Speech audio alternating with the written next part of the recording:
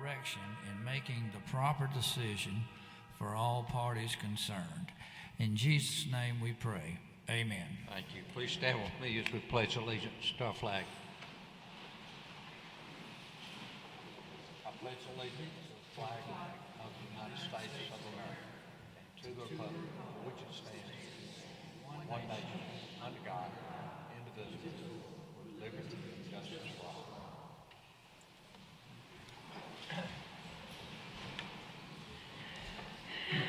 Thank you.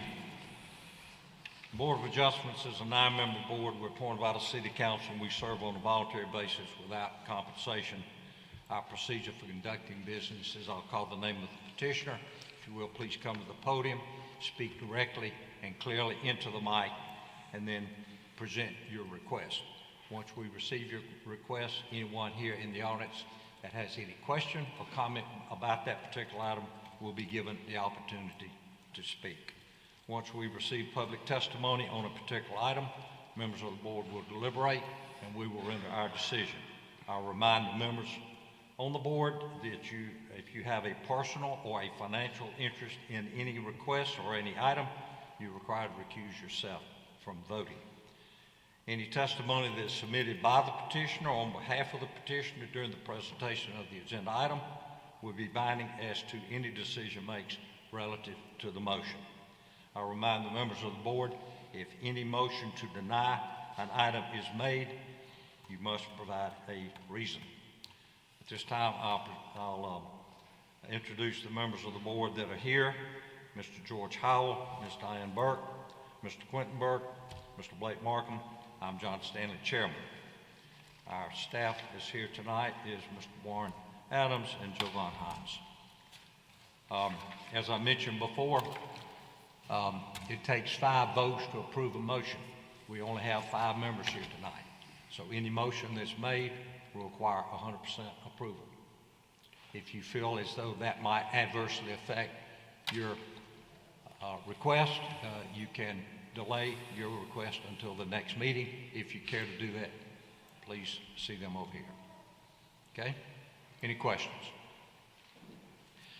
We're going to take one item out of order. We're going to take item number 9 that's on the agenda, presented by James Malloy, requesting a height variance for a privacy fence to be located at 6398 Eastwood Glen Place in an R85 zoning district.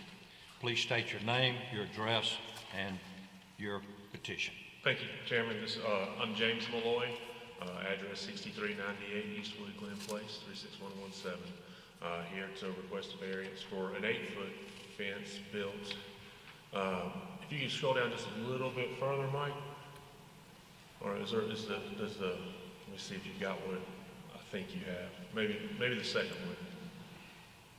Yeah, there you go. You can see the yellow portion. That's where we were going to do the increased height due to the landscape or the water flow of the property slopes down. So at those areas, the 6-foot fence doesn't quite give the safety and privacy that we feel like we would. So your lot drops down. Yeah.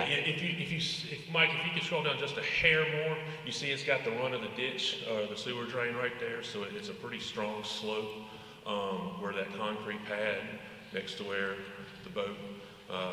You see the boat there, that area is a real strong pitch there, but from the yellow all the way down, it's a nice, gentle, that it really dips down right there. And that backs up to the Bellwood YMCA where, who knows who's playing. And just as, we've got 2 little girls now, so things are a little bit different, so our priorities have changed since the last time we built the fence. So. Gotcha. Okay. Any questions, board members?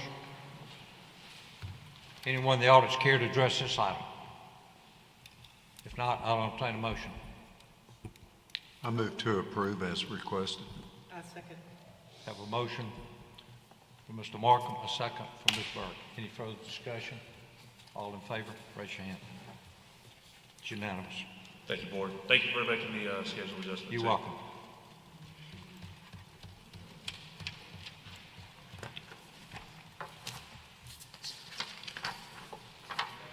Item number 1 is presented by Jiemin Castillo, Representative Marcelino Castillo, requesting a special exception for a mobile home for living purposes to be located at 6549 Willow Springs Drive in an Ag 1 zoning district.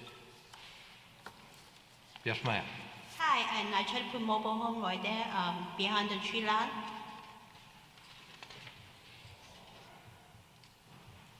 Okay. We're gonna live in there because like 6 minutes from the work for my husband, it's just 10 minutes from us. Like was like 30 minutes, 40 minutes from the other house. So that's kind of like temporary. We try to eventually build a house in the front, but that's like right now we need to stay there. So that's the temporary fix. Because a lot of hustles and everything to build a house. Correct me if I'm wrong. I believe there's homes around you, but no other mobile homes close by, correct? It does have mobile home back the other side a little bit. It does have mobile homes, like at least 2 or 3. In that road, same road. Okay. Those look like estate homes around. And we are in the PJ only. It's not in actually in the city. Okay. Mr. Markham had a comment and a question. Those homes that surround you are more or less large estate homes, aren't they? They all look 2-story, fairly large homes. For like, you see the one right left, there's 1, 2 left-hand side right there? One more left, kind of between those, all the way back. I think there's a mobile home right there, or something like that, I don't know. But more back that way, left-hand side, down the road, is another mobile home, like, I think it's like 3 rows, 3 blocks, no, 3 houses out, yeah. That looks like a storage facility. Not sure, but if you like kind of like zoom out the map, more down to the left, the map is a mobile home right there, down that way. Okay. Any other questions? Mr. Markham? No, sir. Board have any other questions? Anyone in the audience care to address this item? Okay, can we have 1, maybe 2 spokesmen for the group? Are you okay? Are y'all in favor or opposition to? Okay, all right. Sir, would you like to speak? Yes, sir. Okay, step up. We need your name and your address. And speak into that mic. if you will. The acoustics in here are terrible.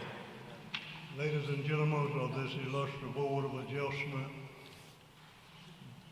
we are here to protest this. We live what we would like to consider as a middle-class, upper middle-class neighborhood with comparable and similar houses. We have spent our lifelong earnings to afford such a place. And we just adamantly are against any mobile homes moving into our neighborhood. Immediately, our value on our houses go to 0 because there's a mobile home there. Now, there are plenty areas around us that you can put a mobile home on. I want you to make sure you see these people standing with Willow Springs, please stand. Now, we make up approximately 95% of the folks residing on Willow Springs. Mr. Martin, who is in Washington, D.C., told me please speak for him because these are similar built homes. Matter of fact, some of those homes go up almost $1 million. Matter of fact, there's one that's going to exceed $1 million that is presently being built. So I hope before that person bought that lot, they inquired from somebody to read the specs. You can only have one house on a lot out there. And it can't be a mobile home.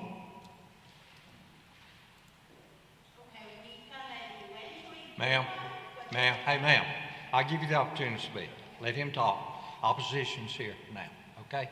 You'll get an opportunity for rebuttal. Yeah, Yes, she sir. wouldn't want that same mobile home coming to her community, degrading and devaluing her properties. Thank you, okay. And we ask that this Board of Adjustment do the right thing. Thank you, sir. Anyone else care to speak on this item? Anyone else care to speak? We'll hear one more. Unless y'all got something else new to say. Good afternoon, Board. My name is Alvin Bly. My wife and I purchased that property over 23 years ago. And we had looked at property on Pike Road. We had considered building in other places, but we decided that that was the place we wanted to live. I grew up on the west side of Montgomery. I wanted to go back to the west side of Montgomery, so I would have an opportunity to build something that if young people came out, they will see that it doesn't matter what side of the town you live on. It's what pride and value you take. And I remember when we were first building the home, one of my neighbors came to me because of the size of house we were building. They wanted to know if I was a drug dealer. But I'm not a drug dealer. I work hard. I've worked hard all of my life. I'm a project from two-lane court, but it doesn't matter where you come from, it's what you want. My wife and I have worked hard. She's a registered nurse. My neighbor, Mr. Patterson, he's been there since we built. We don't want the value of our property to go down. We worked hard. We want to have something that we can pass on to the next generation, and we don't want to see the value of that decrease. Thank you, sir. One other person.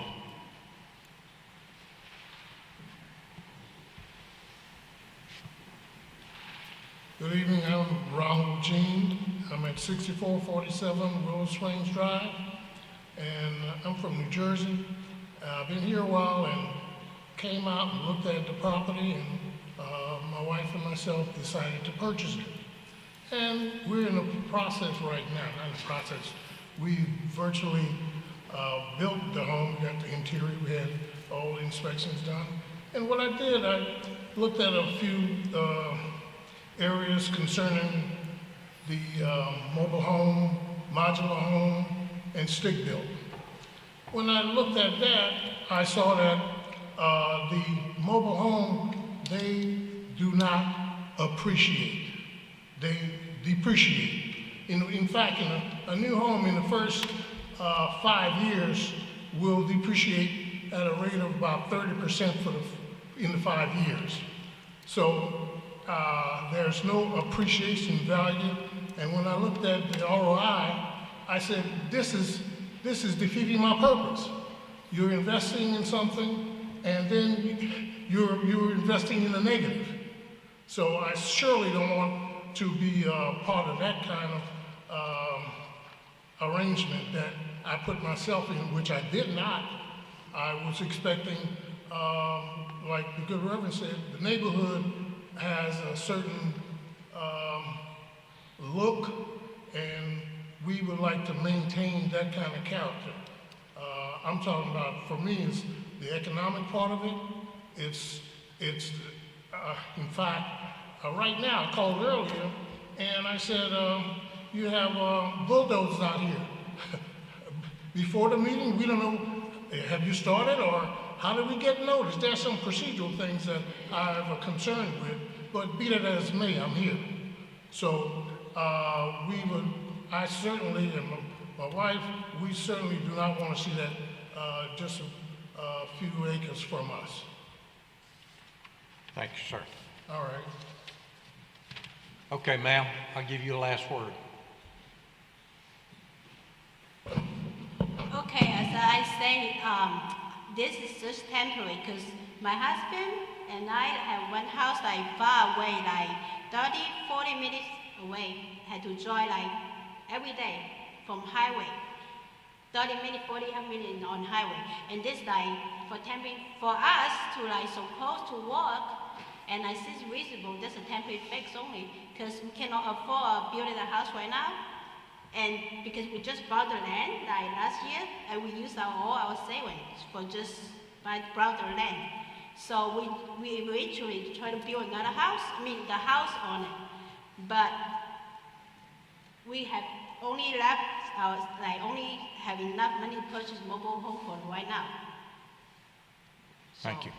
it's just a temporary thing, and we eventually, like in a few years, after we have saving, we go to construct a new home. You know, it's hard to get construction loan and everything to actually build a house. It's easy to buy a house than to build one. So the mobile home is only fixed for like fast fix, because we do need to, like, for 2 years already, we go back and forth like 30 minutes, 30 minutes a day driving on the highway, like 70 miles per hour. So that's like help us a lot. So I understand maybe that's the only mobile home we will put in that land, the only one. We're not going to add like 20 mobile homes in that 10-acre land, and we're eventually going to put some farm animal on it, and either in the front or in the back, so to help out. So that's my conclusion. Thank you. Thank you, ma'am. Okay, board members, I'll entertain a motion. Mr. Chairman, I move that it be denied. You have to give a reason, Diane. Can you hear me, just y'all? speak loud. I'm moving that it be denied based on the character of the neighborhood, that this structure that you're proposing to put there will be a detriment to that established neighborhood, and that's my basis. Have a motion to deny. Do I have a second? Mr. Burke seconds. Any further discussion? All in favor of the motion for denying, please raise your hand. It's denied, ma'am.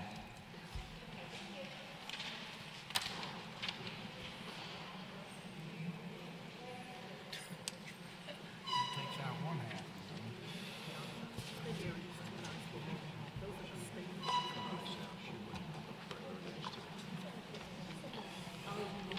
No.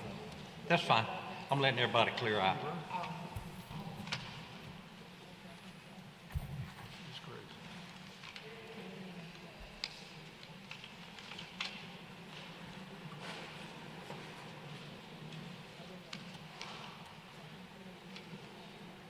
Okay, y'all ready? Yeah. Item number 2 is presented by Betty Nelson, requesting a height variance and a street side yard variance for a privacy fence to be located at 6200 Bell Road Court in an Ag 1 zoning district. Ms. Nelson? Good afternoon. Good afternoon. My name is Betty Nelson. I stay on 6200 Bell Road Court, Montgomery, Alabama, 36117, as you all stated. Part of my anxiousness, because I have been experiencing a lot of racism in the neighborhood from neighbors, so I'm so anxious to plead my case, because they've been racist for almost 5 years. And I am so anxious to hear what they have to say about the law. So I'm requesting a variances because, first of all, I didn't know I had to request a variance because everyone has a fence on the side of Bell Road. Even my neighbor has an 8-foot retaining wall on Bell Road. And in the neighborhood, everyone has that. And they called and make a complaint and said my fence was too far. But when I read the Muni Code, it was stating and telling me that it cannot exceed the front part of the house, which it doesn't. However, I'm facing an easement issue because I have a utility easement that was given, I guess, by the owner before me. But I contacted all the utility companies and got approval from them stating that it's no issue with them having that easement there. So my neighbors are here today thinking they're going to tell me what I'm going to do, not the fence. They think they're here for me feeding the homeless with my garden. That's what they think they're here for. But I am zoned for Ag 1, which I am more than able to garden at my home because of the zoning of my home. But to go back to what we're here for, the city said I need to request a 6-foot variance because it's only a 3-foot variance because of it's considered a side yard. Now, they also said something about a 50 feet variance. They said something about, and that I don't understand, because I only read about the 20 feet from the middle, from the right of way, from the middle of the intersection. So I don't understand the 50 feet, but the 3 feet, because it's a side yard, I understand, and the easement issue. And I have pictures of some people, I guess, that's located near Bell Road or off Bell Road, whose fence is there, and I have other, I guess, neighbors or people that live in my neighborhood, because they're not neighbors to me, but people that live in my neighborhood that has 9-foot fences, and I hope and pray they had a variance for it. And I have some pictures to prove that even sheds that should not be on a side yard, because you cannot have a shed on a side yard according to any type of accessory structure before you get a variance. So I hope they have a variance too. Okay. Any question, board members? I have some pictures of y'all. Any questions? Question. The fence back there now, how tall is it? 6. It's 6, but because of the first gentleman that went first, because it's on like where the sewer is, it go down. So really it's like 4, but I need 6. But the reason why I want the fence, because I had a couple of I guess some people that walk past, and they'll come through the little back end, and they'll come through the yard and grab my bike or lawn equipment. So that's why I initially put the fence there, for my protection, like everyone else has protection and they have privacy. So I also filled out this form, this variance request form, if you all want to read what I have to say, but I can read it out if you all would like, to these questions, why I should get have a privacy fence as other, because my neighbor has 8 and I hope they have a variance, and 9. Ms. Nelson, is there a fence there now? Yes, it's a fence there now, yes. In 1985, this board approved the height variance. Yes. To allow a 6-foot high fence and a street side yard variance to come within 29 feet of Bell Road property line. Yes. Okay? Is that fence still up? No, that one is not up. Excuse me? No, that one is not up. Well, that was approved in 1985. Yes, that was approved. You could still do that, okay? But what you want to do now is take the fence to the property line. Well, not. And that's why you need a 50-foot. Yeah, I want to take it to not to the property line, but I guess right there in the easement area. Right lining up with my neighbor. Excuse me. Our agenda says you want to take it to the property line, okay? And that's why you're here for a 50-foot variance, okay? I have a question, John. Hold on a minute. Warren, you agree what we approved in 1985 would still apply, correct? Yes. Yeah, got it. Okay. Blake?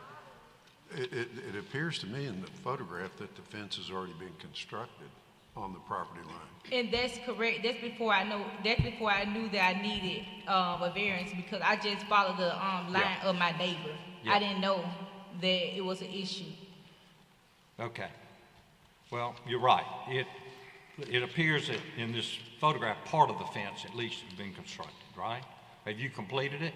No, because I stopped because someone made a complaint saying it's too close. But were you aware that you could put the fence up within 29 feet of the Bell Road property line? No, I wasn't aware until I went down to the city and I asked her for proof to show me. Okay. Well, you can still do that. Yes, I'm aware. Yes, I'm aware I can put it back where it was originally. Gotcha. Okay. Any other questions? Okay. Anyone here care to speak for or against this item?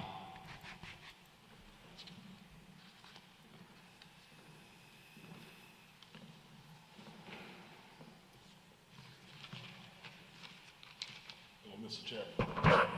Please give us your name and address. I am Dr. T.B. Wilson at 243 Charleston Court, and I'm here on behalf of Montgomery's best kept secret, our neighborhood. I got word a couple hours ago, and I guess because I'm the preacher, businessman, and an Air Force veteran. But I want to bring the temperature down just for a moment. Could you speak a little louder and directly into that, please, sir? I said I wanted to bring the temperature down just a moment with just a quick little story. It was two girls at Lanier High School, Denise Nelson and Betty Wilson. They were cheerleaders. And they graduated in 1965. And when they graduated from Lanier High School, they went on to get married, have children, grandchildren, great-grandchildren. They moved into the best kept secret of Montgomery, Charleston Court area. And Denise was feeling kind of sentimental about her best friend from high school, and she said to her, "Our friendship has been tried and true." Betty said, "What you say?" She said, "Our friendship is tried and true." She said, "I still can't hear you. What did you say?" She said, "I said our friendship is tried and true." And Betty said, "And I'm sick of you too." Okay? See, I think they couldn't hear each other. They're not communicating. And one of the concerns we have in our neighborhood right now is we want clear communication. But we want to make sure we live by 4 agreements so that we understand something and Ms. Nelson understands something. That we don't want anything to be personal. We don't want to make any assumptions. We want to make sure our word is impeccable. And we want to do our best to maintain a quality community, a common unity.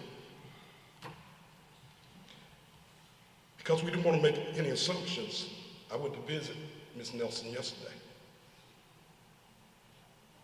She reminded me of my daughter, that's 36 years old as well. And she's trying hard to do some things. I just wanted to get some questions answered. I wanted to find out, was she planning on bringing homeless into the neighborhood?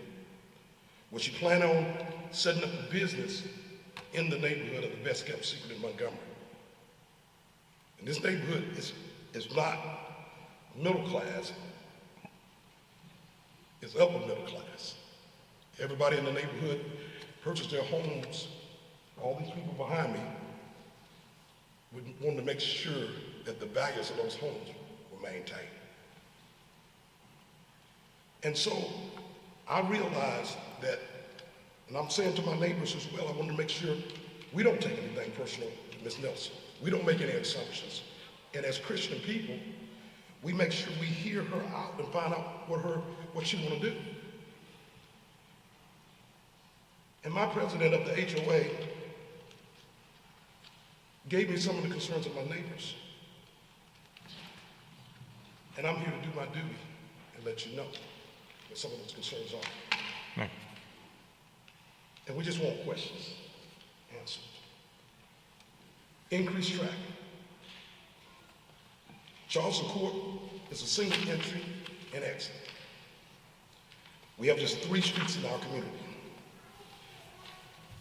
The proposed food distribution, whether through sales or pickup, could generate unmanaged traffic, causing congestion and safety hazards on our 3 streets. And since this property is a corner lot, the corner of Bell Road and Bell Court, I expect that Bell Road traffic will also very likely be affected.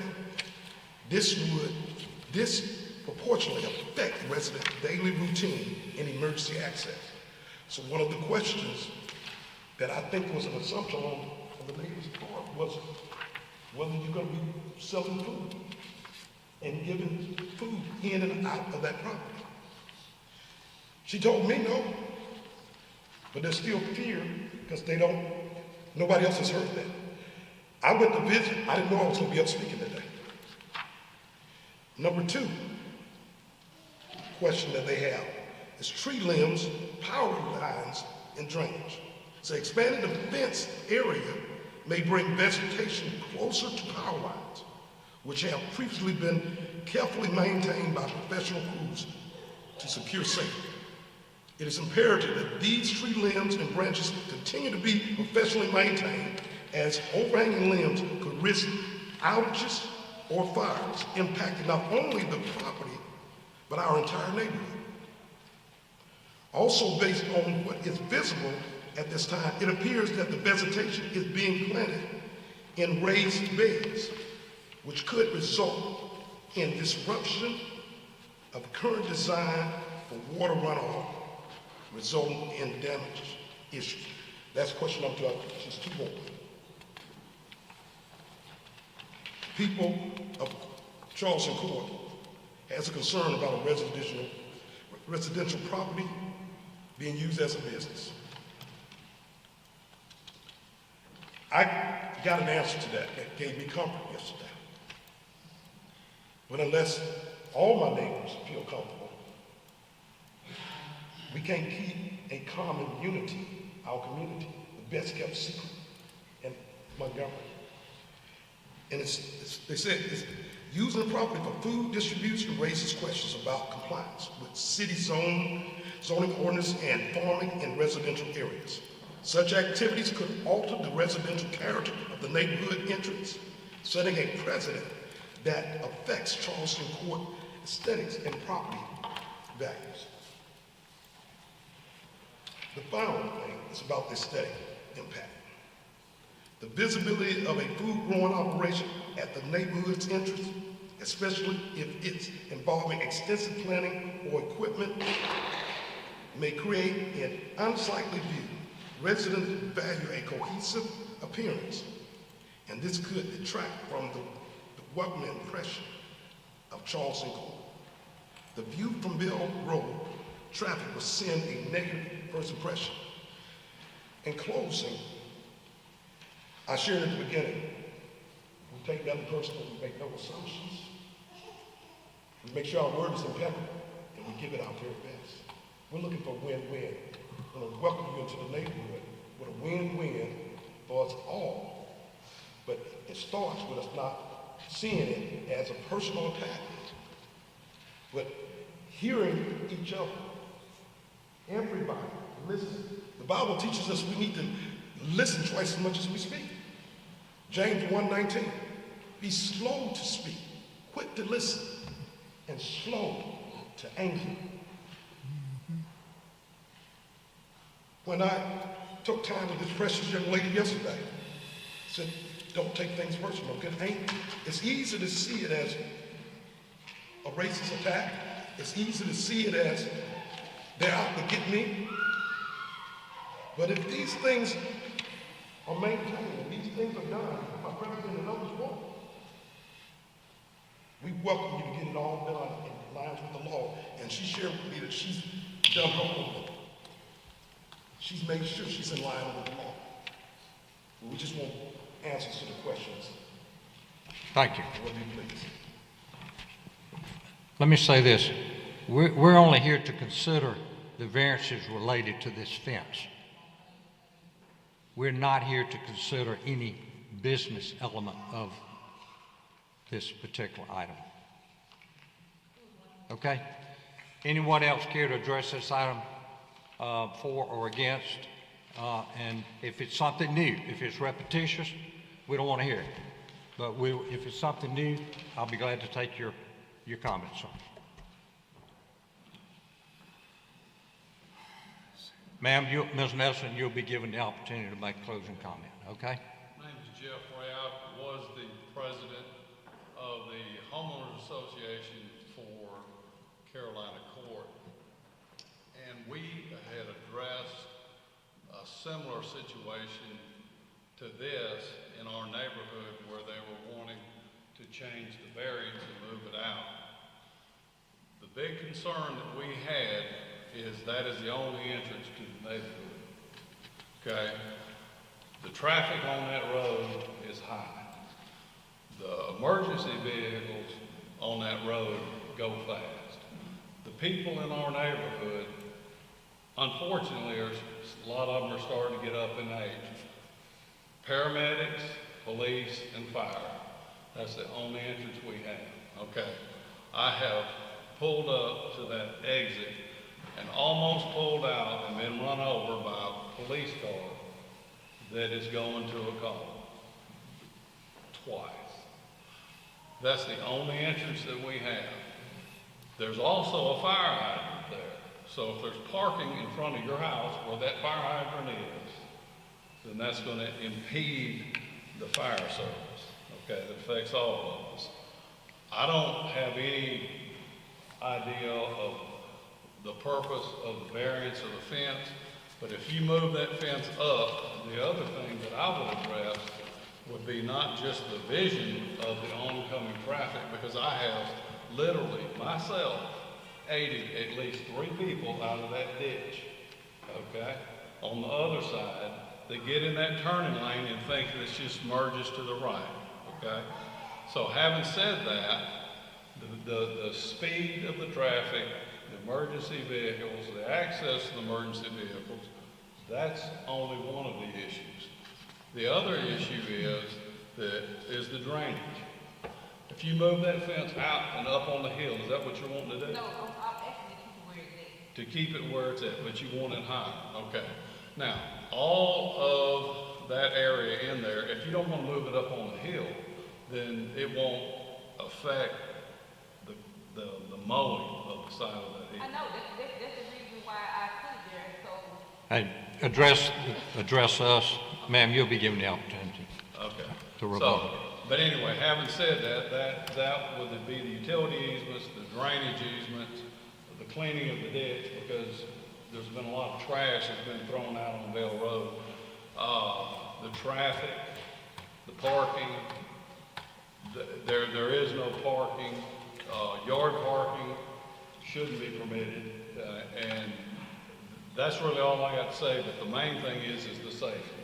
That's one entrance for all of us, and that is a turning lane, and people come into the neighborhood, and if a car is turning in that turning lane, and or anybody goes to turn out, their vision is blocked.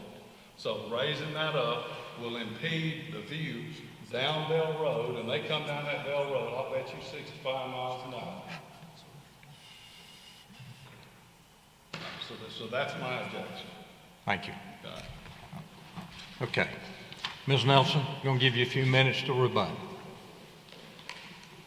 I want to thank you all for realizing that we're not here for me growing veggies, because I'm Ag 1 and I'm able to grow veggies, and I do understand that with my zoning, I cannot sell on the curbside because my house is not zoned for that. I'm Ag 1. I do understand that. Far as moving the fence to the road, I'm not. And also, my fence is so low that the hill is taller than my fence. And on the Muni code, it said 3.5 to 15 feet. If y'all aware of that code. But I don't understand the issue. All I'm asking is, and then as far as the utility concerns, I made sure that I put outside the power line and also the box right there. I made sure I did all my homework, and I spoke with all utility companies, Fire, Alabama Power, Knowledge, everyone, and they gave me the clearance for my fence. However, if you all deny my fence, it does not bother me. But what does bother me is the fact that they get here and try to say they welcome me, and I've been there 5 years. So if you wanted to welcome me, you should have welcomed me 5 years ago. And if you all say I can't have my fence, fine, I will put it back where it was, but I will continue to grow on my land because that is my land, as the city told me. And I have my original plans for that house that says that is my property. So, ain't nothing against growing, but when I tell you, as far as welcoming me, they can keep it. Thank you, ma'am. Okay.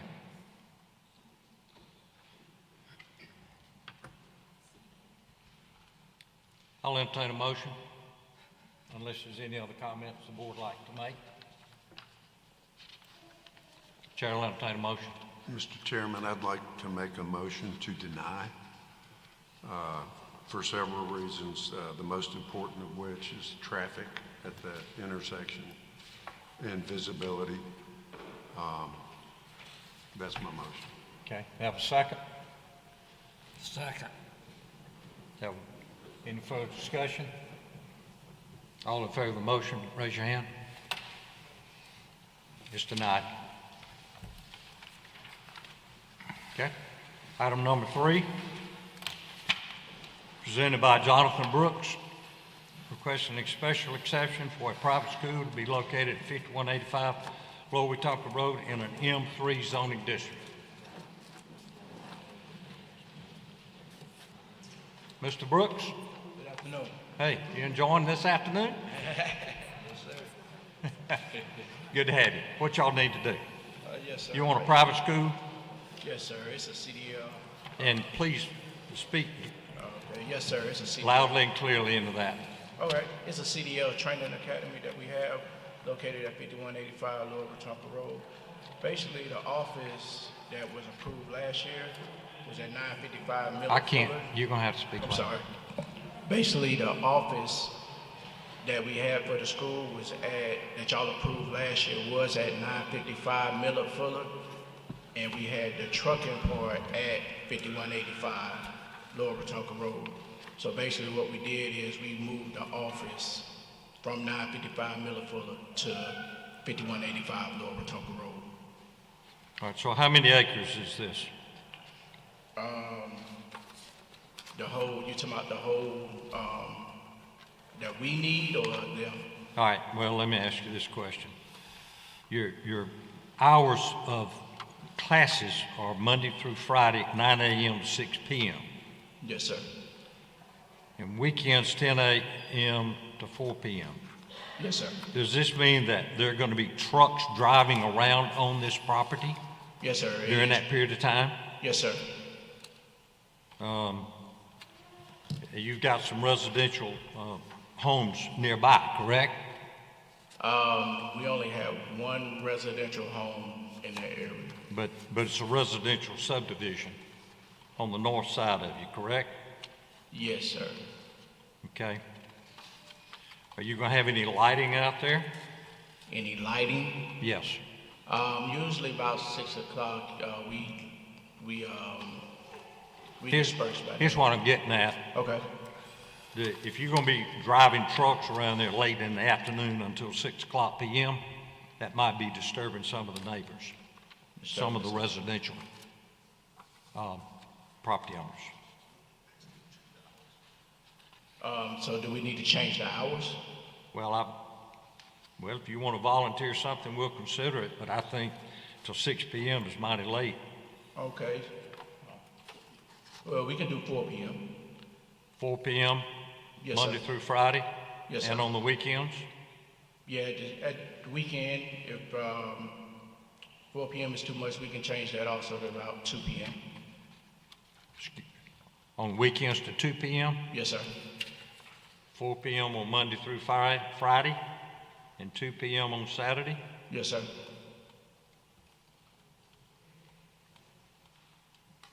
All right. So that means you won't need any exterior lighting, correct? Dark, you won't need anything during dark hours? No, sir. Okay.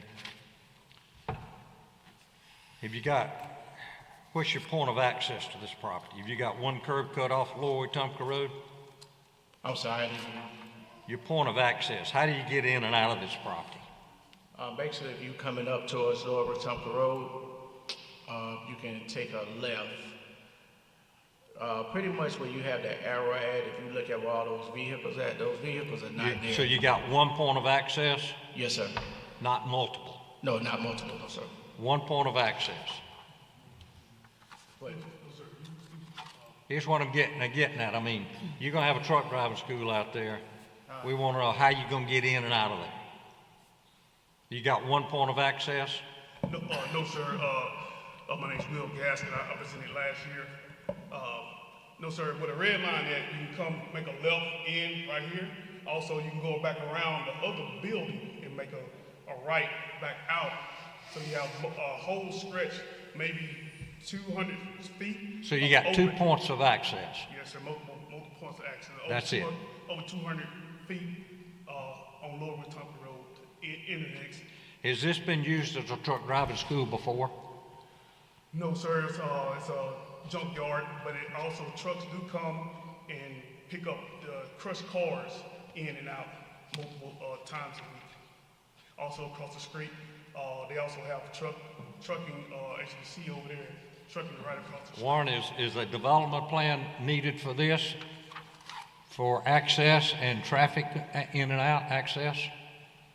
We would not request a development plan from land use, but traffic may want to have a look at it, and we can certainly bring it to their attention. Can we require traffic to take a look at this? You can, yes. Okay. Here's where I'm getting with it. This has been used as a junkyard. Okay? Access has been minimal. Okay? Except when they're bringing in junk cars. Now that you've got 18-wheelers going in and out, we just got to make sure it doesn't create a traffic problem. Okay? You agree with that? Yep. I have a question. Yes, sir. This looks like it's a junkyard now, right? Is this still a junkyard? Is it going to remain a junkyard? Well, we're not sure. We're not the developers. We're not the owners. We just lease the land from the owner. But just that portion that we use, we lease that portion pretty much inside of the red line.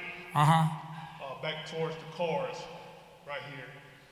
That's our area, and we park our trucks where the car used to be. So it may be both.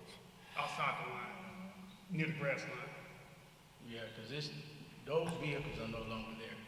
All these cars are no longer there. No, sir, you don't have none of that there. So it's not going to be used as a junkyard anymore. I don't really know how Grady Hicks is doing it now, but he's done put multiple things out there now, like okay. Holding some kind of, what is that thing called? A metal building. Yeah, he's put a metal building out there, so all those cars are not there anymore. Okay. I was just wondering how you going to have a truck driving school in a junkyard. That's all. Yeah, that's right. I understand, but yeah, no, sir, none of that is there anymore. No longer a junkyard. No, sir. Just a truck driving school. As far as what we're doing, it's just a truck Because driving. that's what we're going to approve, this property going forward, if we approve it, for a driving school only. Okay? Just for clarification, are you going to use the whole property for No, the? sir, we're not using the whole property. But you're using what's in the red lines, right? Sir? You're using what's within the red lines? No, that's the whole property. If you would, Where the cars are parked outside the red line, that's why trucks back up to the park. And then we motor our vehicles around where the red is, come around to where the red is. And sometime since all those cars moving, we do motor around the So the question is, are you going to continue using this as a junkyard? No, sir. We're going to use it for us strictly as a truck driving school. Strictly. yes, sir, that's, yeah. But are the junk cars going to be removed? Yes, sir, the junk cars are removed. They're already gone? Yes, sir. Okay. Yeah, they're not even there. Okay. That's good. And do you know what the rest of the property will be used for if you're only using part of it? Like I say, Mr. Hicks is putting multiple things out there now. Sir, I wouldn't know. But like I say, a lot of that now, he's not using it for the junk cars. Okay, you guys are just leasing the space for the truck driving school. Yes, sir. You don't own this. No, sir. And the guy that does own it is liable to put something out there, but that'll be between you and him. Correct. Right. All right. And just one thing though, I mean, any conditions you're putting on this are conditions on the property. Other words, a driving school, Monday to Friday, 4 p.m., Saturday to Sunday, 2 p.m. My concern would be how do we deal with it if the owner wishes to use the rest of it for a completely different use? Well, it's in an M3 zoning anyway. Yeah. And as long as they're compliant with M3 zoning, we can't dictate that. Yeah. But a truck driving school is an exception, right? It's an exception, yeah, but my understanding is it's for the property. Private school, yeah. Okay. So I just want to make them aware that, should the owner come forward with some other proposed use, there could be some, what do we do if the owner comes back and wants to, reinstate some sort of junkyard or... Well, the junkyard's allowed in the M3 zoning, right? Correct. Yeah. Yeah. Okay. All right. Okay. Any other question, board members? Anyone in the audience care to address this item? I'll entertain a motion. Motion to approve. Subject to traffic engineering. Yeah, subject to traffic engineering, making a way for your trucks to get in and out of this used to be a junkyard. Okay? Just get them to look at it, make sure they're okay with it. That section of Lower Wetumpka Road, I believe, is 2-lane, correct? It is, yes, sir. Okay. So you got 18-wheelers going and coming. Okay? And... No. With signage be... Sir? With signage on both ends, if trucks enter and exit the road, would that be... Anything like that'll help, But, Mr. Howell, you okay with that? I'm okay with that. Do I have a second? I'll second it. Second, Mr. Burke? Chair, Any further do you want to add the operating hours to the motion? Yes. Hours, Monday through Friday from 9 a.m. to 4 p.m. And weekends until 2 p.m. 10 o'clock to 2 p.m. Yeah, like you want. Yeah, you guys got that? Yes, sir. Okay. Got a motion, got a second. All in favor, please raise your hand. You good? Thank you, guys. Good luck. Lord have mercy. Item number 4, presented by Grid Troci, requesting a height variance and a front yard variance for a privacy fence located at 4336 Richardson Road North in an R65 zoning district. Good evening. My name is Mary Williams, representative for Grid Troci. Mr. Troci is requesting that he be allowed to lower the height of the fence to 4 feet in the front yard, as well as a portion of each side navigating to 12 feet from the side corners of the fence, and the remaining portion he's requesting that it remain in its current height, which is 6 feet. He would also like for you all to consider that the fact that this fence was constructed be due to the fact that the neighbors, there's a few with the neighbors that's ongoing, throwing rocks onto the property with intentions to cause bodily harm to the tenant. And he has limited mobility. He cannot run and get out of the way if he sees someone coming to harm him.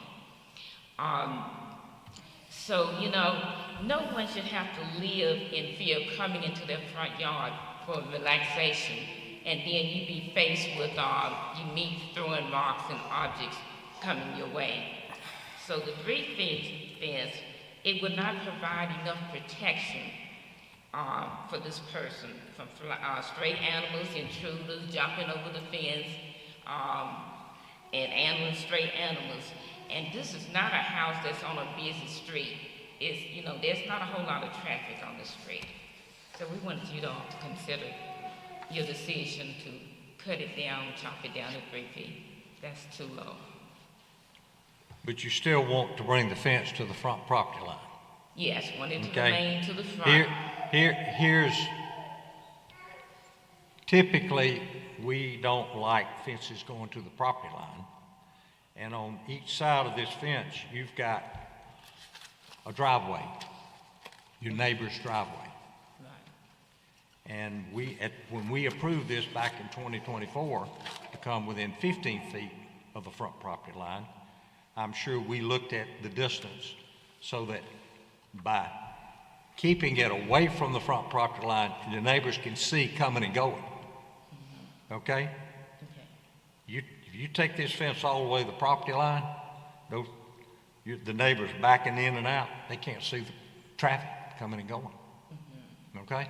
But he wants to remain in the current position, but just reduce it, Well, not from 3 feet, but Well, to 4 we approved it coming within 15 feet of the front property line. Okay, but you also. 15 front yard variance to come within 15 feet of the front property line. Now, if he's taking it all the way out to the street, he's in violation of what we approved. No, it's already there. Ma'am? It's already at the street, and you all said that he could either. We didn't approve that. Leave it there, or he could move it back 15 feet. He can't. We approved it in 2024 to come within 15 feet of the front property line. If he's taking it to the property line now, he's in violation of what we approved. Well, when he got the notice from you all, it was already been constructed, and you Well, gave him an maybe option. did, but he put it in the wrong place. You gave him an option So to we're- reduce okay. it and leave it in that place. I'm just telling you, To move it back in the front yard, which would if close in his yard. if this board denies this request, he's gonna have to move it back 15 feet to what we approved back in 2024. Okay, I have a letter where they said that he could leave it at the street, but Who's, he cut it down so you we could see. didn't grant that approval.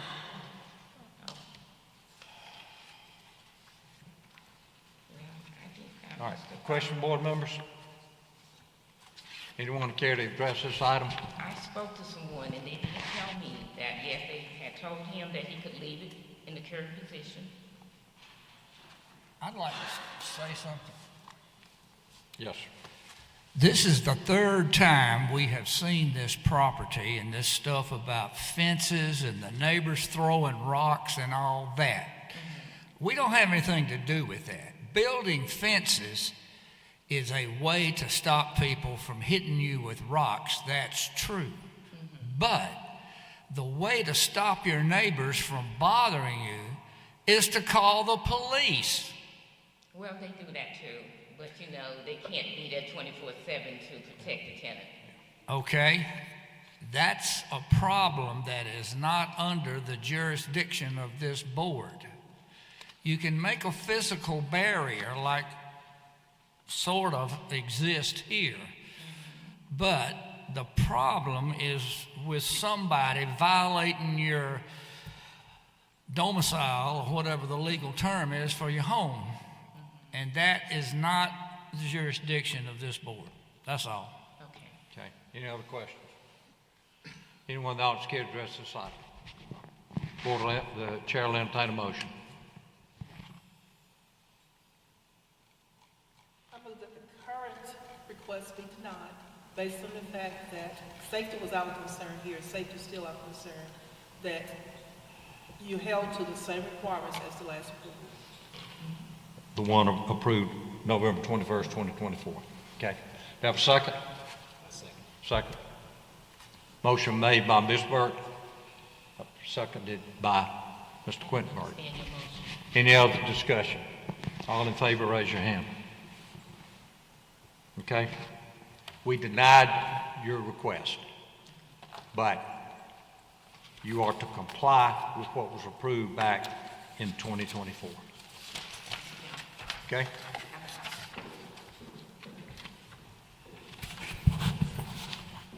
Whew, man. Huh.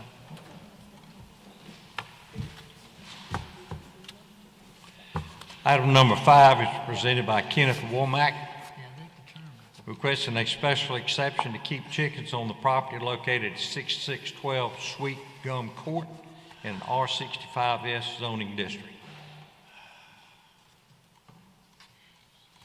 Okay, you tell us your name and address, please. My name is Aaron Campbell. My address is 6612 Sweet Gum Court. We're just requesting to have the 6 hens on the property. Okay, this came to us in the form of a complaint. And if that person that file the complaints here, they'll be given the opportunity to speak. But why do you think there was a complaint filed against you? We did have an issue last year in September. Our neighbor in the house to the left reported us, and as soon as we got the letter in, we addressed the issue. And for some reason, maybe a month or two ago, we were contacted and said that she called in again and they came out. But it was confirmed that everything had already been removed.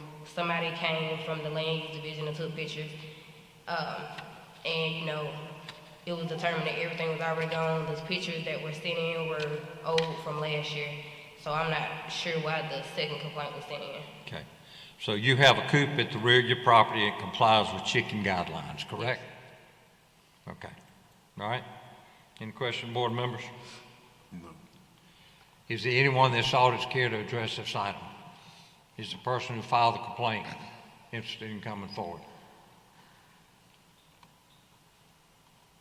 I'll entertain a motion.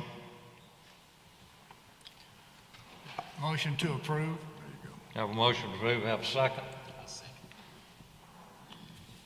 Second. Mr. Burke. Motion for Mr. Howell. Any further discussion? All in favor, raise your hand. Okay. You're good. Thank you. No roosters. No, I meant no, sir. Thank you. And no more than 6. We approved it for 6 chickens, 6 hens.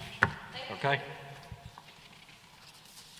Item number 6, presented by Dwayne Edmund Dean. Requesting a front yard and a side yard variances for addition to the dwelling located at 5315 Kevin Court in an R65 zoning district. Good afternoon. I'm Jeffrey Dean, his brother. He's attended his daughter's graduation in Chicago. My mom and I were the previous owner of this particular house, and my brother moved from Chicago to purchase the house in 2016, and that is what he wants to do at this time. He loves the neighborhood, he don't want to move, and he's requesting a variance so that he can extend the bathroom to 7 by 20 and the master bedroom, and then build another additional bedroom, the 14 by 28, and garage on the right side of the house. Okay. Any question, board members?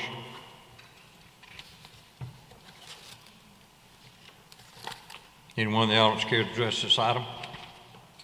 If not, I'll entertain a motion. I'd like to make a motion to approve as requested. I have a motion to approve. Mr. Markham, have a second? I'll second. Second. Have a second. Do we have any other questions, board members? Got that, Ms. Burke? Second. All in favor of the motion, please raise your hand. Thank you. You're good. All right, thank you. Thank you. Item 7 is presented by Denario Santoyo, requesting a special exception for a mobile home for living purposes to be located on the north side of W.D. Harris Road, approximately 2,000 feet north of L.H. Hamilton Road in a flood hazard zoning district. Yes, ma'am. Hi, good afternoon. My name is Denario Santoyo. I currently live at... You're going to need to speak louder and clearly. I currently live at 7031 Butler Mill Road. Yes, ma'am. Well, we bought this property and we would just want to put a double wide on it to live with our family, and that's okay. Are there any other mobile homes in this area? Yes, there is. There's multiple. Okay. We have a friend of ours that lives a few streets over, and he owns a mobile home as well on the property. How far back from Harris Road will you be?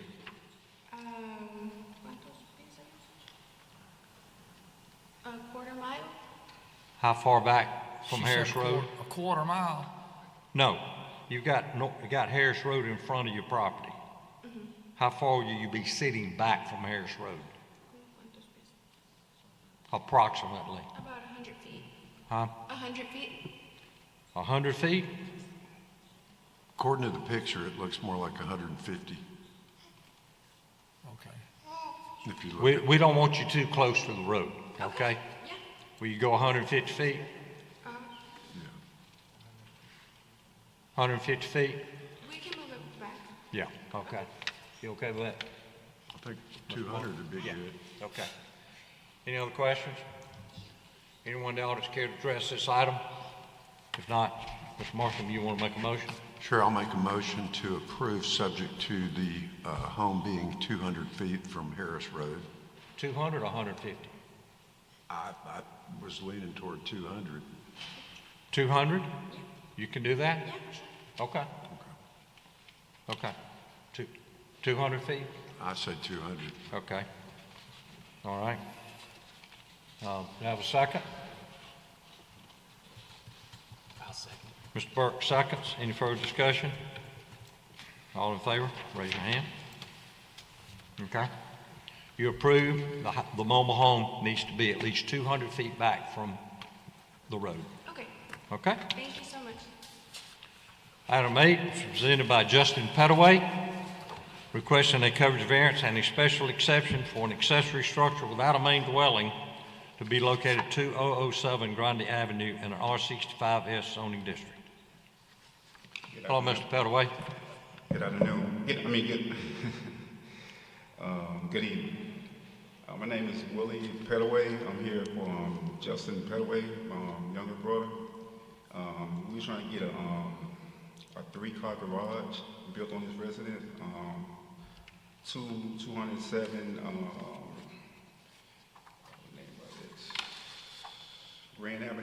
Grand Avenue. Yeah. Well, we understand from our agenda here that the dwelling is under construction. There's a home under construction, right? No. There's not? No. So what he wants to do is put an accessory structure without a main dwelling. Well, at the moment, his current building, the building haven't started yet. But I guess what was going on, he was trying to get this approved before he started building. Okay, got it. It's gonna be a residence. No, the building, the one. It's a garage, a 3-car garage. It's gonna be for storing old school cars. But you plan to build a house there for living? Yes. When? Sir? When? It's in the process right now. The foundation's already been poured, so it's right. Actually, it's in the process of now getting built. So why wouldn't he just go ahead and get the house built and then do the garage at the same time? Sir? Why would he not just do the garage at the same time? That was his plans was to do.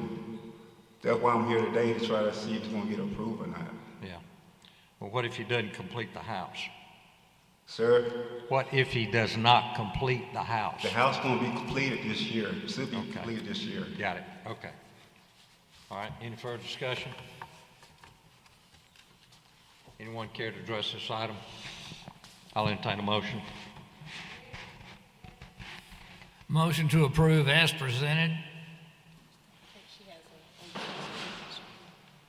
Ma'am, you got?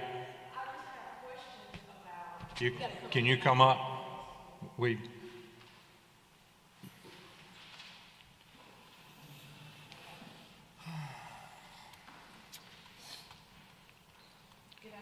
need your name and address and speak. Pull that mic down if you will. Good evening. My name is Chandra Brady. I live on Grand Avenue. It's spelled like Grande, Grande. We've always called it Grand. I've been there for 60 years.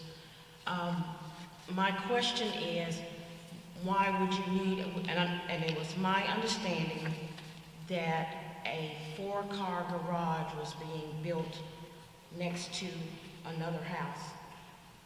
If I'm not mistaken, the property owner has one house, and I live across the street, and then there is another property, and that property will have the garage. That's the way I understand it, but I'm not sure. I need to know you know, Well, why do you need a, let me- I'm not sure, I need to know, you know, Well, why do you need a? let me explain. Okay. The reason he's here is that your brother, they want to build a garage now without a main dwelling. No house. Okay? That's why he's here. Okay? And so it's up to us to decide if we're willing to allow him to do that. 1,600 Yeah. foot. But it doesn't matter. It doesn't matter how big it is. It doesn't matter. No, it doesn't matter. He wants to build a garage without a main dwelling. Okay? So the property will just have a garage. Initially, but that's why I asked the question, when is the house under construction? Is it going to be built? What assurance does the board have that it will ever get built? Okay, well, Okay. my concern is, and maybe you can answer the question, I was concerned as to whether there may be business cars coming in and out already, so I was wondering. We don't have any say-so. You don't have anything No. to do with that? No, it's to be associated with a house in a residential zoning. He's in a residential zoning. So whatever he puts in that garage cannot be a business anyway. Okay? Got it? Okay. All right, we're back. We had a motion on the floor. Have you got something else new to say, sir? Yes, sir. Are you opposed to this? Yes, sir. Okay, go ahead. My name is Benny Johnson. I've been a resident of that area for 25 years. My house is paid for, I own it, and as that gentleman had, I have 2 lots too, and my lot sit empty. My concern is that building the garage before you build the house. I'm not in favor of giving him any special consideration to do the garage first. I came under the rule when I built my house, build the house first. I would like for future homeowners, if they come into that area, build the home first. That's what I did. And I don't want any special exemption of the garage coming before the home, because it may take 2 years, 5 years down the road, and we got a garage sitting there. I paid too much money for my home to let a garage come in before the home. So I am opposed of this situation. Thank you, sir. Ma'am, you got something new to say? Yeah, in addition, my name is Brenda Jaward, and I live on that street also. And I guess the question I have is that currently the allowance is for garage 585 square feet, all right? And this is almost 2.8, feet, square feet larger.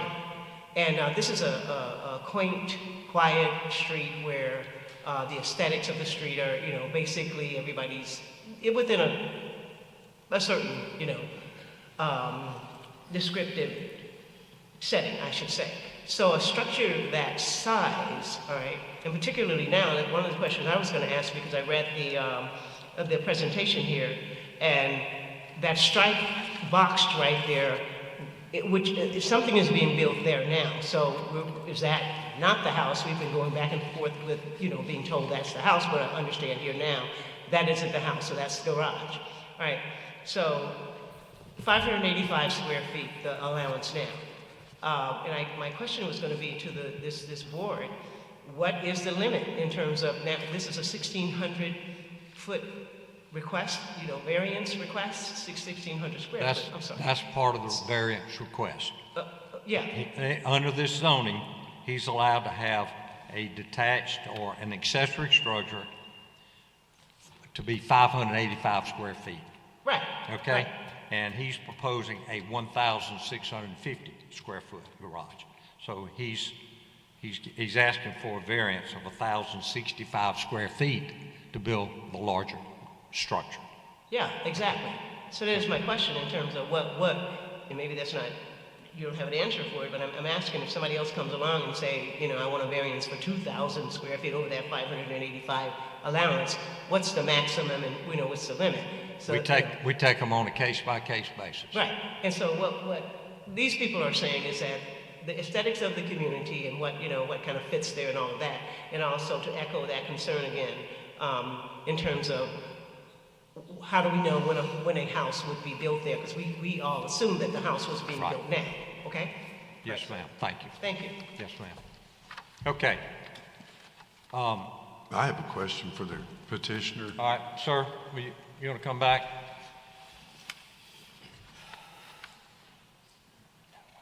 Just for clarification, it says on my photograph here that the dwelling is under construction. Is it under construction or not? Yes, he actually is building there. He actually building the house there. They done poured the foundation already. So like I said, I'm here today to I'm in front of y'all, trying to see if y'all gonna approve for him to build a garage as he's building the house also. Okay, thank you. Okay, thank you. Okay, I'm gonna request the motion, I'm gonna request another motion to be presented. Mr. Howell, you want to present another motion, or let somebody else make the motion? Let somebody else do it. All right. Mr. Markham, you want to make a motion? I make a motion to approve as requested. Motion to approve. Do you have a second? Second. All in favor, raise your hand. All opposed? Motion denied. No way. You don't know that house is going to be completed.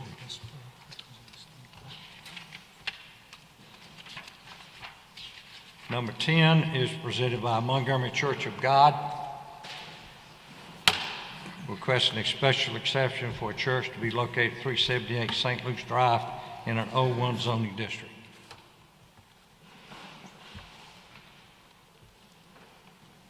Hello?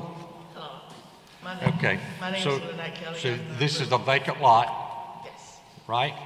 And you want to get permission to go ahead and use it at some point in the future when you build a church, right? Correct. You're not planning to use it in the meantime as a vacant lot, right? Say it again. You're not planning to use it as a vacant, undeveloped lot. You're planning to, you want to get permission now for use it for a church, to put a church on it later. Yes, sir. Is that correct? Okay, got Yes, it. sir. I'm the realtor that's representing Mrs. Cummings, who is Okay. here right now.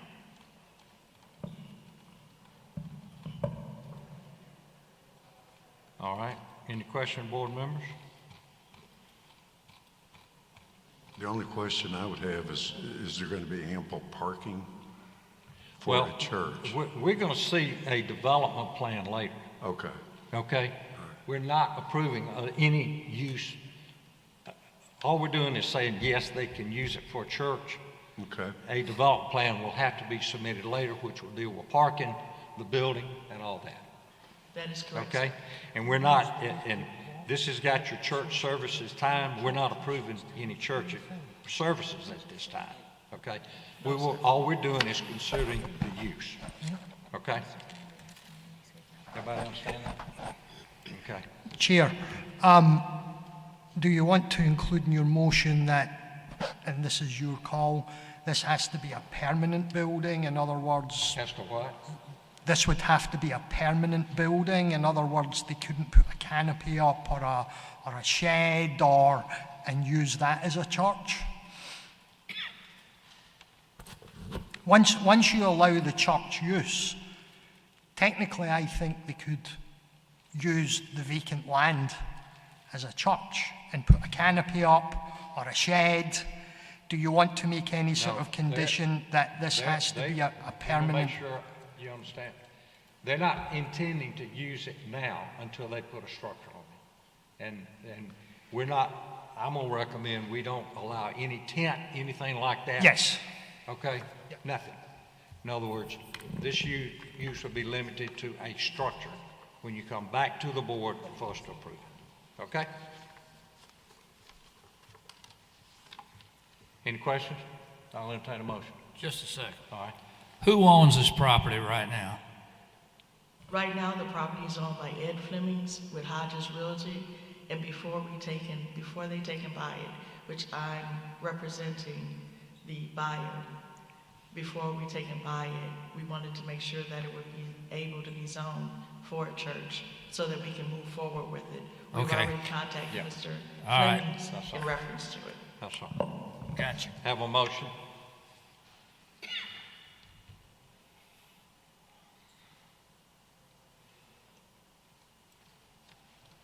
I'll make a motion to approve.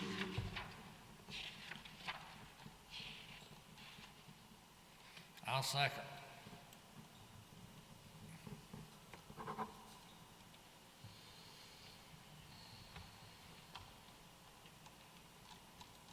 Have a motion to approve and have a second. All in favor, raise your hand. All opposed?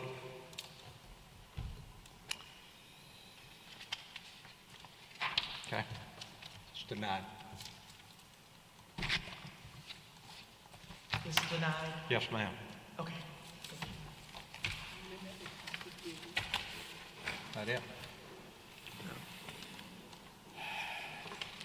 Have a motion to approve our minutes? What about number 11? Yeah. Oh, I'm sorry. I'm sorry, forgive me. Can I ask why it was denied? Item number 11, presented by Jarquise Moss, requesting a variance to ordinance number 17-2014 and a special exception for a place of amusement and assembly to be located at 3420 Atlanta Highway in the B4 zoning district. Mr. Moss? My name is Eduardo Brown, and I'm going to be representing the property at 3420 Atlanta Highway. Okay. Okay, in doing my due diligence, we were looking for an address to put our venue. We found this, we spoke with the realtor, the previous business that was in this suite was the exact same thing that we're attempting to do. As a sign of courtesy and respect, I reached out to City Councilman Ed Grimes. I spoke with him. He's familiar with me, the way I operate, and he told me I may proceed. I spoke with CC Calhoun and I spoke with Rondé Mitchell. They said that I'm good to proceed. We took over the property, signed the lease, and we initiated building. Once we put in to have the inspections done, we received an email that stated that we are infringing within that 250-foot buffer. We were aware of the 250-foot circumference from a school, daycare, none of that is present there. However, we didn't know of a residential, that we couldn't infringe upon that 250-foot buffer from a residence. Right.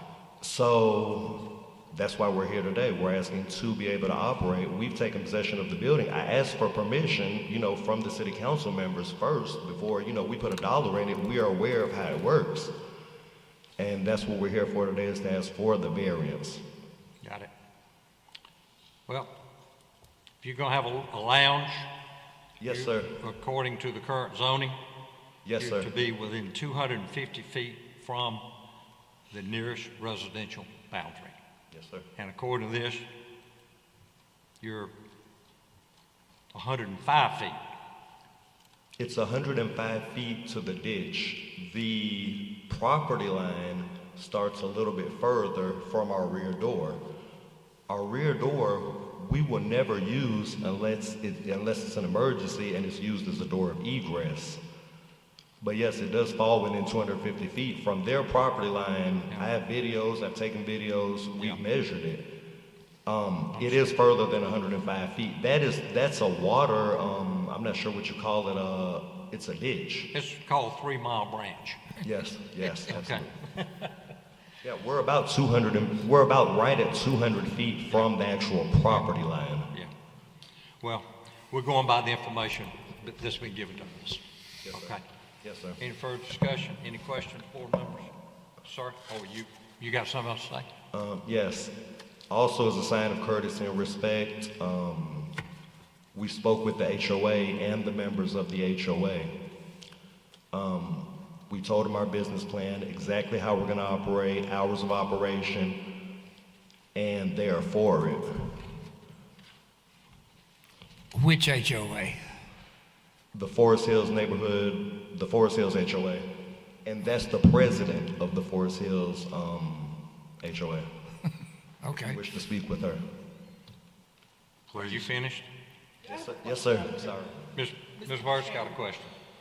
Yes, Just out of curiosity, is this where the old Sundown East down there in that area? No, Sundown East is right now Double Down Bistro. It's directly next to that is the old Papa T's, which was a bar previously. That's why we thought it was okay, because we're gonna operate exactly as they were previously operating in the same building. Well, Ms. Burt, you okay? Yes. You're proposing hours of operation Thursday through Sunday. We're gonna, let me finish. Thursday through Sunday from 9 p.m. to 2 a.m. in the morning? Yes. When I spoke with the lady, I guess it was land and usage, she asked how many days of the week we were gonna operate. We're solely, as I explained to City Councilman Grimes as well, he asked me, like, how many days are you operating down there? We're operating 2 days a week. However, she told us to say, just in case a holiday weekend like Thanksgiving, we wish to open Thanksgiving. She said if we say solely 2 days a week and then we wish to open up one other day, we won't be able to open. You know, we're gonna abide by whatever conditions we're given. So she said to include Thursday to Sunday just in case. But no, I work a lot, he works a lot as well. We're operating 2 days a week. You say no, in other words, no more than 2 days a week. No more than 2 days a week, yes sir. That's Yeah, no, what you're 2 days saying. a week. Primarily it's gonna be Friday Which would and Saturday include night. Sundays and Sundays. It's gonna be Friday and Saturday night, yes sir. Okay. Could we To hear 2 from? a.m.? We're gonna open up, we'll start bringing in staff and people at 9 o'clock, and more than likely we'll open up somewhere right around 9 o'clock and we'll be done. Per ABC board regulations, on Saturday evening, you shut down by 2 o'clock. Every other day you can stay open as late as possible, but we'll never stay open past 2 o'clock. Never. Okay. Any questions? I would like to hear from the president of Ma'am, you wanna- Homeowners Association. Good evening, my name is Billy Crawford. I live on Fairfield Drive, which is just on the other side of where this is located. But I will say Mr. Brown came to our meeting in January. He presented himself, he gave us his business information, basically what he's told you tonight. We opened the floor up to our members. If anyone had any questions, we did have questions answered. He gave good answers. We did not have any opposition to it. He's the first person that has come to our meeting and wanted to explain himself as a business owner. The present, his neighbor next door, they've opened up, they've never ever asked us to come to our meeting and explain their business to us too. We want to have good business in our neighborhood. Mr. Brown has assured us that he will have security. He will work on, we will not have noise ordinance problems.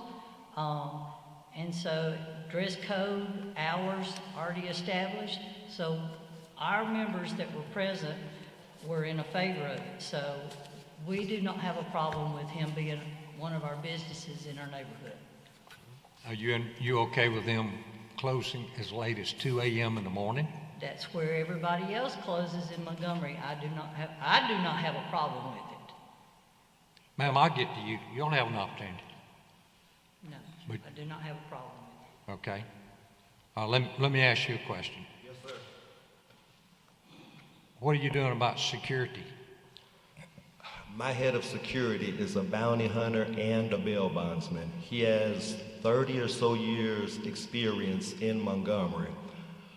Once upon a time in 2021, I was given the opportunity to open up another venue. I was open for 3 years. I was never called before the city council for, a revocation of license, a review of my license. My building had sold, so I've been looking for, another building. We've been searching for a building. City Councilman Jenwright, he'll go to bat for me. Ed Grimes, C.C. Calhoun, Marche, all of them know me. Like, I didn't get shut down. The building I was leasing sold. So they are for me. I've contacted everybody. I told them of my plans. They told me as long as Ed Grimes, because this is in his district, he was good with it. But no, security, I have my head of security. He's a bail bondsman and a bounty hunter. I've already been gathering security as we do plan to open late May, early June, hopefully. Well, you do know that if this comes back as a complaint from the neighborhood, we can revoke this. Yes, sir, absolutely. No, Okay. we're very much so going to comply with ordinances. In the past, we've had lounges, they leave the back doors open. Let me finish. Well, they leave the back doors open, the noise is filtered back through the subdivision, and then you got a problem. Yes, sir. Okay? Yes, sir. No, we don't wish to be a nuisance. We wish to blend in. Like. Okay, got it. Any other question, board member? Yes, who's going to be running this thing day to day, night to night? Who's going to be there? I'm going to be there 99.9% of the time. Mr. Moss will as well. And you've done this before? Yes, sir. Yes, sir. Okay. Why am I asking that question? Because there is a lounge close to my neighborhood, and we've seen a lot of people come through here, and some of them want to have a place, and they don't know what they're doing.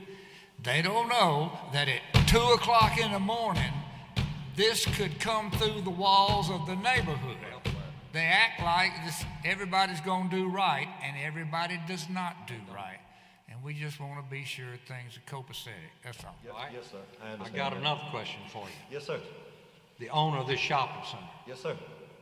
Is he going to leave the parking lot lights on for you so that your customers coming and going? Yes, the lights How did you know on. that? The lights are already on in the parking lot. Yes, sir. How do you know he's going to do that till 2 a.m. in the morning? Most shopping centers cut their lights out after about 11 o'clock. Because I'm up there from the time I get off at about 7, 8 o'clock until about 2, 3 o'clock every night. The lights are on. And there's a restaurant next door which does operate, I think on the weekend until about 2 o'clock. But no, the lights are on. All right, so you're talking about no more than 2 nights a week. 2 nights a week, yes, sir. Okay. 9 p.m. to 2 a.m. 9 p.m. to 2 p.m., 2 a.m., 2 days a week, yes, sir. No more than 2 days a week. Yes, sir. That's all we're asking. Ma'am, you okay with that? Yeah. All right, I'll entertain a motion. Oh, you got one more. Ma'am, you got something new to say?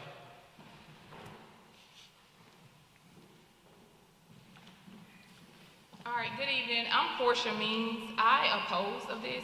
I'm the owner of Double Down Bistro, directly next door. So my address is 3416 Atlanta Highway. So I want to first thank the city of Montgomery for supporting small businesses like mine and giving me the opportunity to bring my vision to life in the city. In 2023, I opened a family-style restaurant on Atlanta Highway in the Forest Hill Shopping Center. Since opening, the business has been thriving.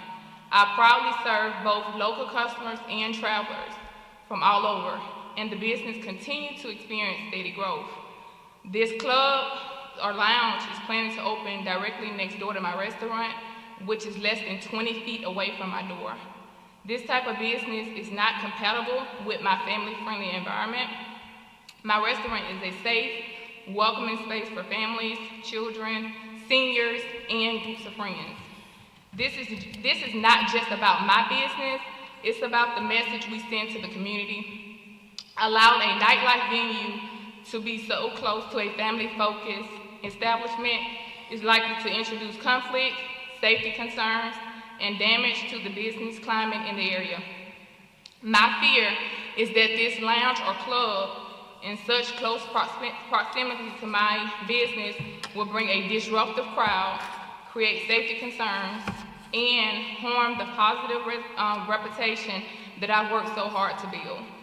My customers deserve to feel safe walking in and walking out of my restaurant without the threat of noise, loitering, or other issues that often come with nightlife venues. I respectfully request that you support in reviewing this matter and helping to preserve the safety, comfort, and growth potential of my business and the others in the area. I also want to add, it will be a big conflict because my business is open 6 days a week. We're only closed on Monday. We are open at 11 a.m. We close at 10 p.m. on weekdays, but on weekends we close at midnight. We have a large crowd. The parking will be a big congestion. On Wednesdays, we have a big crowd. On Friday, Saturday, we have a big crowd. It'll be a big issue. Also, just the appearance when families are coming and going, for them to see that, I just think it'll be an issue. So I really ask that you consider looking into it carefully. I have a question. Do you serve alcohol? Yes. Okay. It's a full bar. And you're open till midnight, you said 2 nights a week? Yes, sir. Okay. And I've been there 2 years, and just yesterday we had a busload from Brooklyn, New York.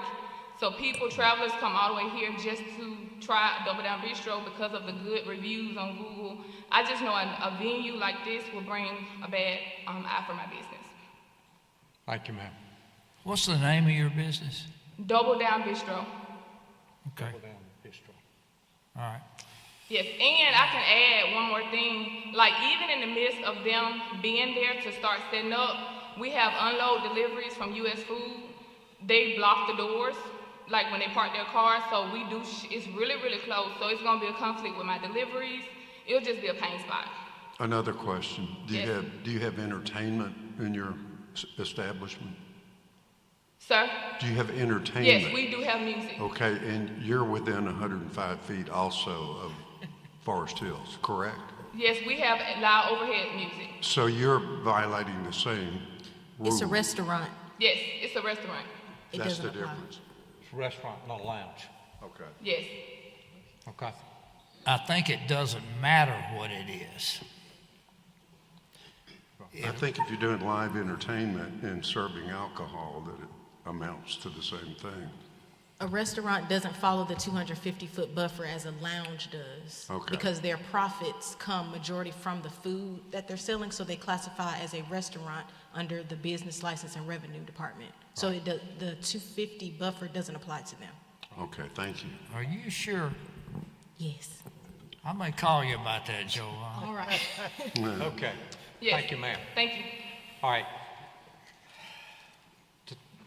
You got 30 seconds. 30 seconds. I don't wish to hold you up. As to the family-friendly environment that we're discussing, last night I was up there doing some work and I took a video of said family-friendly environment.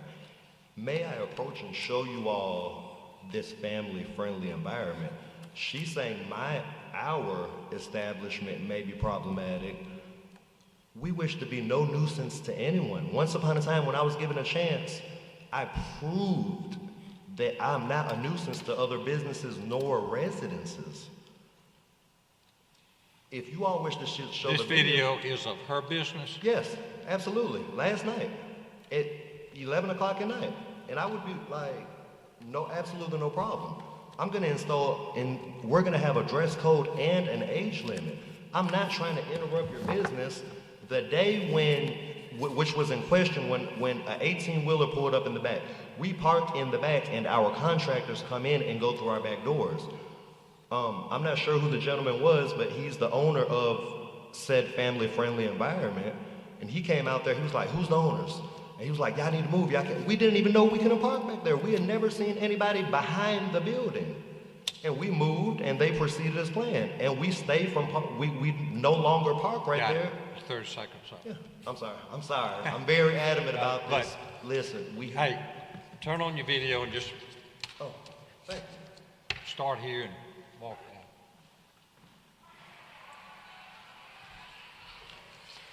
This is a nightclub disguised as a restaurant. I mean, you have bass, speakers, which are playing, loitering in the parking lot. They already have people loitering in the parking lot because you can't smoke in their environment.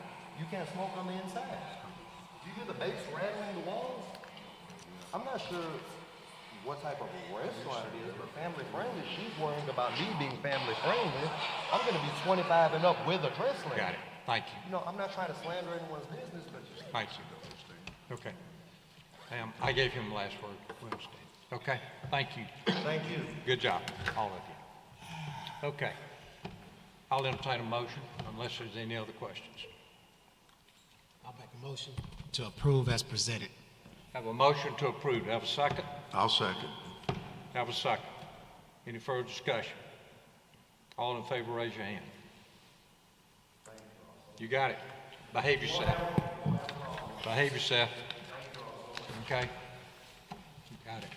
Have a motion to approve the minutes. So moved. Have a second? All in favor say aye. Aye. All in favor to go home. Aye. Aye, aye, aye. My